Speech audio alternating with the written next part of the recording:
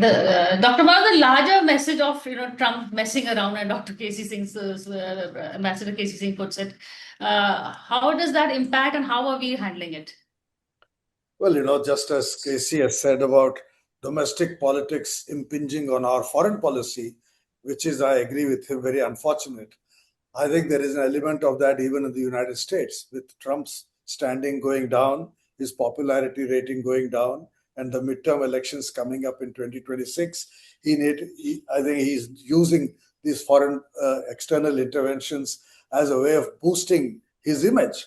But let me take a view slightly different from a lot of the writing I find in the Indian media. I don't think that this action in Venezuela is actually a symbol of growing American power.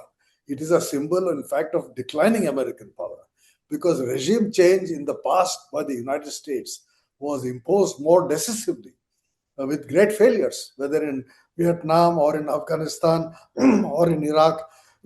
Many of these interventions didn't go in the way in which the US hoped them to go. And I don't think in Venezuela the intervention has been crafted in a manner in which it will ultimately benefit the United States. Because what it does, and as it has happened even in West Asia, is that popular opinion becomes hostile.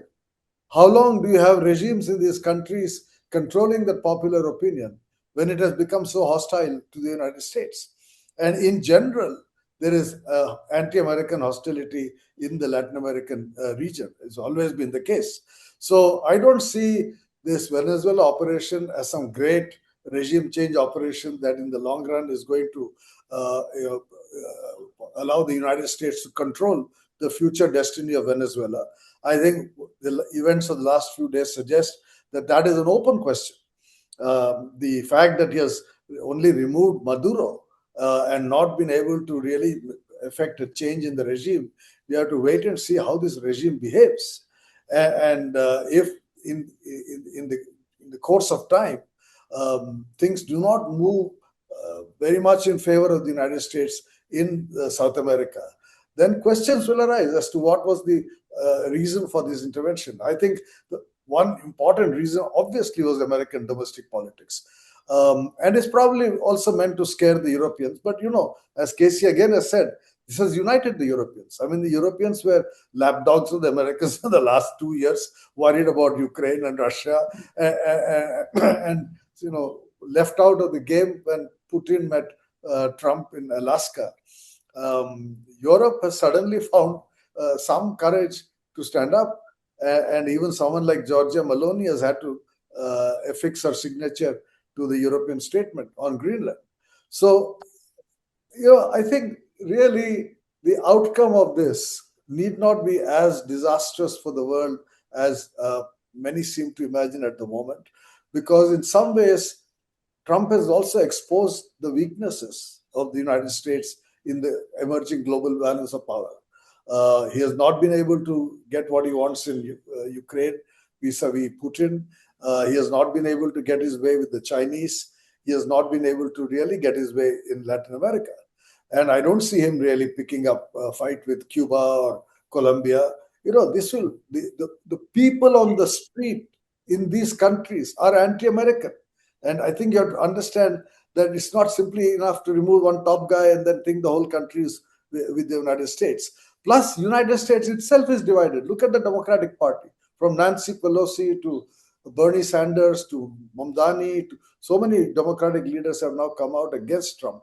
So this is going to play into the local politics of the US. Finally, I would agree again with Casey that I think it's put us in a very bad light. I think Indian reaction has been dismal. All kinds of defenses are being offered by columnists, I find, trying to explain away the government's kind of timid response. I don't buy that.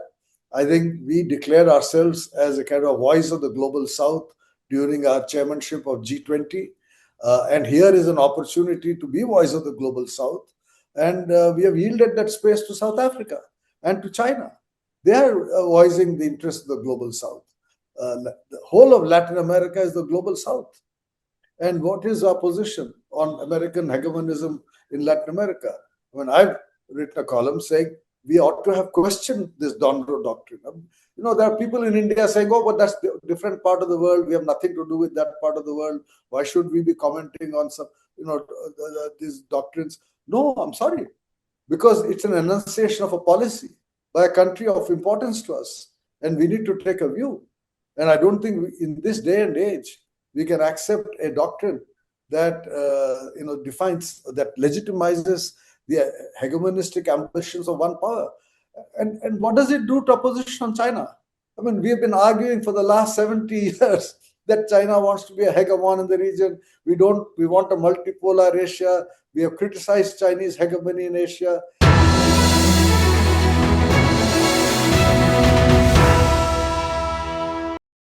For more such videos, subscribe to the Newsx YouTube channel, hit the bell icon.